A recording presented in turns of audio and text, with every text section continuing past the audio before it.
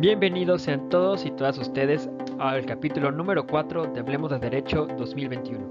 Hoy traemos un tema sumamente interesante.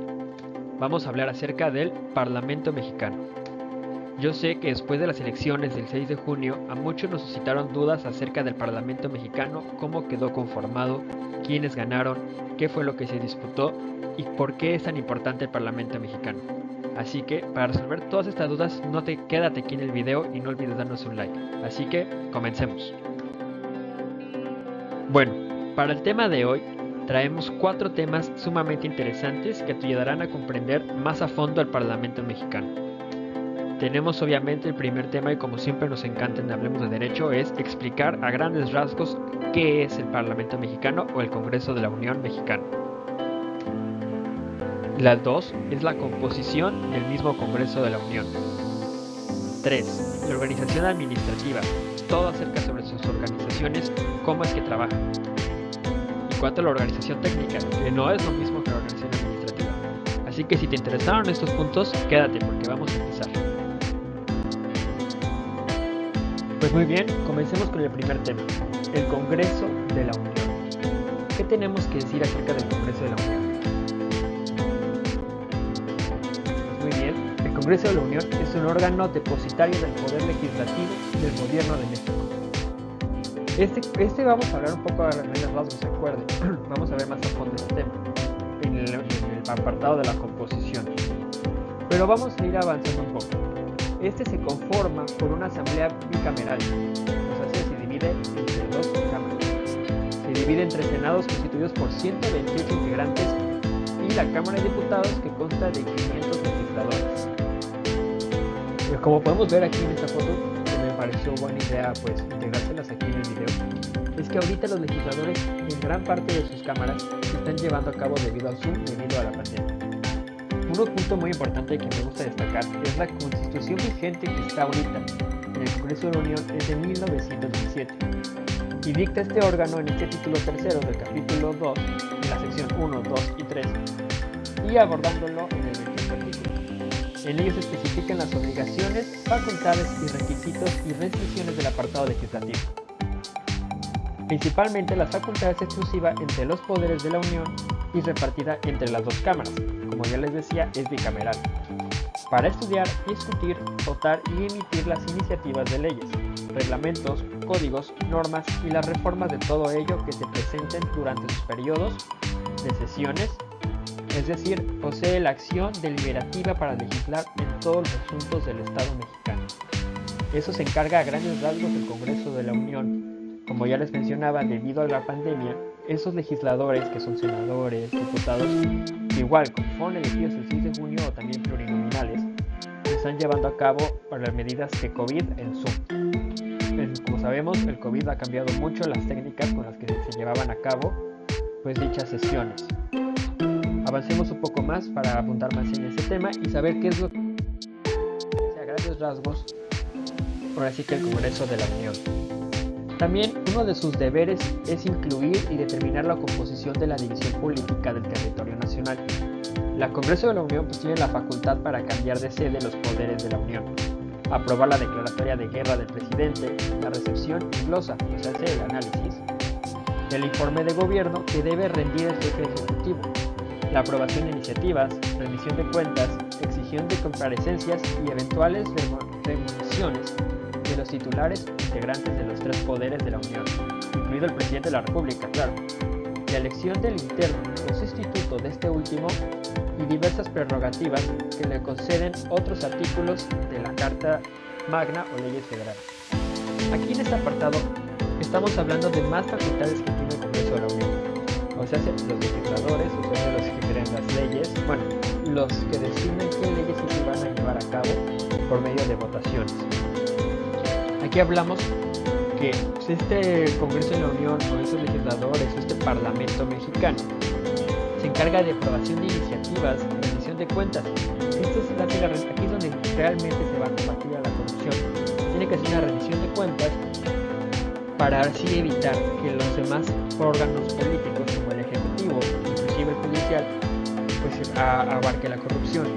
Por eso es que tiene que ser muy bien establecido nuestro Congreso de la Unión. Es una parte fundamental capital de nuestro estado. Más adelante vamos a hablar sobre la composición bien establecida. Bueno, entonces continuamos con mi compañero.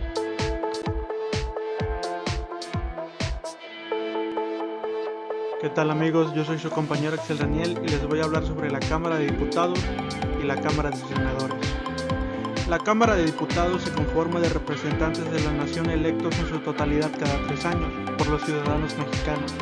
La Cámara de Diputados está compuesta por 500 diputados divididos en 300 diputados elegidos según el principio de votación mayoritaria relativa mediante sistemas de distritos electorales y 200 diputados que son electos según el principio de representación proporcional mediante el sistema de listas regionales votadas en circunscripciones plurinominales.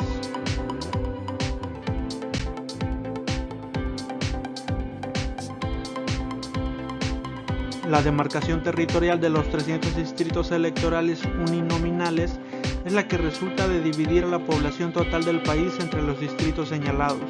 La distribución de los distritos electorales uninominales entre las entidades federativas se realiza teniendo en cuenta el último censo general de la población, sin que en ningún caso la representación de un estado pueda ser menor de 2 diputados de mayoría. Para la elección de los 200 diputados, según el principio de representación proporcional y el sistema de listas regionales, se constituyen 5 circunscripciones electorales plurinominales en el país. En su artículo 70, la Constitución establece que la ley determinará las formas y procedimientos para la agrupación de los diputados según su filiación de partido, a efecto de garantizar la libre expresión de las corrientes ideológicas representadas en la Cámara de Diputados. Estas agrupaciones se denominan grupos parlamentarios. La Junta de Coordinación Política cuidará de respetar la proporcionalidad entre la distribución de escaños en el Pleno y la integración de las comisiones, que se formarán hasta con 30 diputados que durarán por el término de la legislatura y en ningún caso podrán pertenecer a más de 3 de ellas. Los integrantes de la mesa directa no podrán formar parte de las comisiones, las cuales, a su vez, pueden establecer subcomisiones o grupos de trabajo. El artículo 93 de la Constitución establece la facultad de las cámaras para integrar comisiones con el fin de investigar el funcionamiento de los organismos descentralizados, de la administración pública federal y de las empresas de participación estatal mayoritaria.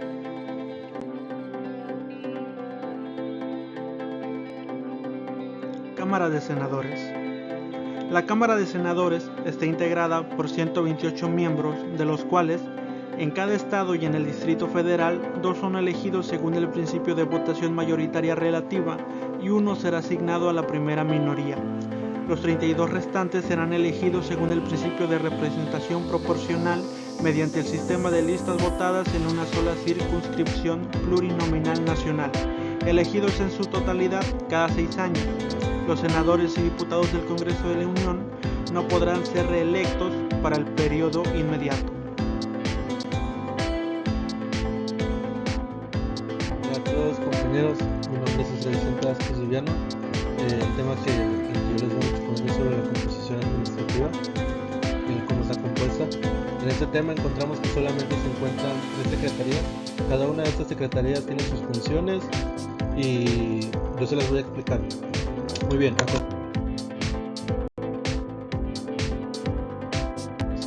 empezamos con la Secretaría General de la Cámara. Es la principal de todas ellas, ya que su objetivo es coordinar y ejecutar las tareas que permiten el mejor cumplimiento de las funciones legislativas. Y básicamente eso es lo que se encarga. O sea, de esta dependen las demás. Tiene un titular, esa secretaría tiene una característica muy importante, que tiene un titular. Y el titular se elige al igual que se elige en todas partes, mediante el voto. Para que el titular sea elegido solamente se requiere que 2/3 partes de los diputados que están presentes voten a favor de la persona y todo estaría... La siguiente secretaría es la Secretaría de Servicios Parlamentarios. Esta secretaría, como su nombre lo indica, ofrece servicios. Los servicios que esta secretaría ofrece son los servicios de apoyo al Parlamento, de crónica del Parlamento, de proceso legislativo, de bibliotecas y de gacetas parlamentarias. Esos son los servicios que esta secretaría ofrece, pero además de esto, esta secretaría cuenta con una característica bastante importante, y es que tiene centro de estudios, a diferencia de las otras secretarías. Esta tiene un centro de estudios, y el centro de estudios que tiene, pues como su nombre indica, es para estudiar diversos temas de la sociedad. Como pueden apreciar aquí, son estudios de políticas públicas, de estudios de derechos, estudios sociales, de opinión pública, estudio para el desarrollo rural sustentable, etc. Y como última secretaría tenemos la Secretaría de Servicios Administrativos y Financieros. Esta secretaría solamente tiene una función, y es la de ofrecer servicios, como su nombre indica, administrativos y financieros, como por ejemplo la programación, presupuesto, contabilidad, cuenta comprobada, finanzas, recursos humanos, capacitación, recursos materiales, servicios, asuntos jurídicos de resguardo, seguridad, etcétera, etcétera. Entonces, a continuación los dejo con mi compañero.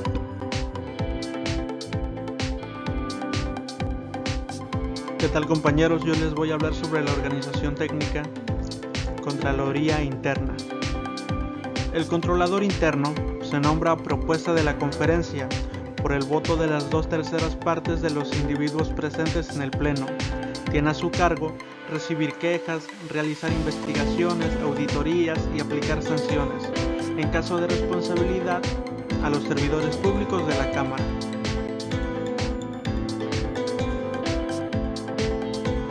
Coordinación de comunicación social. La organización, funciones y la designación de su titular y del personal que le integre se rige por lo dispuesto en el estatuto. Esta coordinación depende del presidente de la mesa directiva.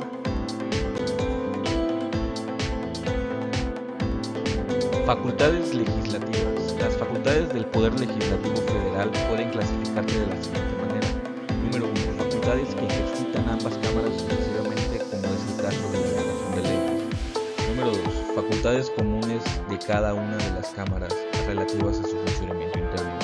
Número 3. Facultades exclusivas de cada una de las cámaras. Facultades exclusivas de la Cámara de Diputados. Está como aprobar el presupuesto de ingresos, revisar la cuenta pública, declarar si hay o no lugar a proceder penalmente contra los servidores públicos, nombramiento de los consejeros electorales federales.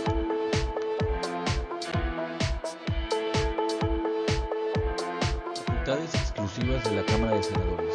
Está como analizar la política exterior y aprobar los tratados internacionales, ratificar el nombramiento del Procurador General de la República y de los embajadores y cónsules, y nombrar a los ministros de la Suprema Corte de Justicia. Y por último les voy a hablar sobre las comisiones. Las comisiones son órganos constituidos por el Pleno que, a través de la elaboración de dictámenes, informes, opiniones o resoluciones, contribuyen a que la Cámara cumpla sus atribuciones constitucionales y legales.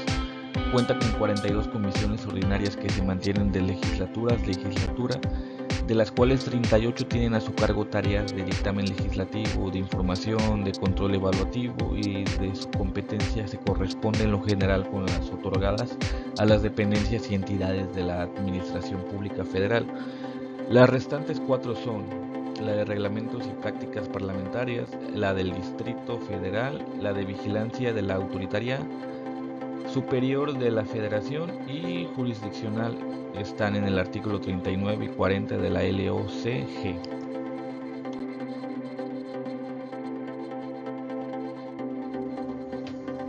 Muchísimas gracias por tu atención.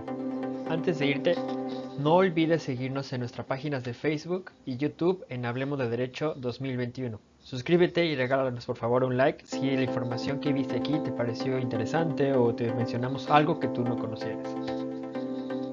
Damos las gracias a nuestros participantes, el licenciado Felipe Jesús Delgadillo Ángeles, su servidor, mi compañero Axel Daniel Rayón Flixteco, el César Vicente Vázquez Viviano, el licenciado Luis Aldo García Sánchez y el licenciado Alexandro Acevedo Román.